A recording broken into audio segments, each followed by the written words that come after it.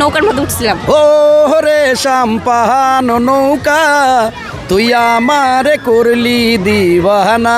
আপনাকে দিওয়ানা করছে নৌকাটা? অবশ্যই নৌকার মধ্যে উঠে অনেক মজা পেয়েছি। থেকে আসছেন? রানীগঞ্জ।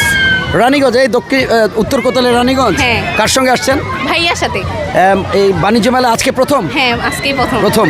আরো কোনো রাইডসে উঠছেন? হ্যাঁ, নৌকার মধ্যে উঠছিলাম। ও রে সাম্পাহানো নৌকা তুই আমারে করলি দিওয়ানা। আপনাকে দিওয়ানা করছে নৌকাটা? অবশ্যই নৌকার মধ্যে উঠে অনেক মজা পেয়েছি।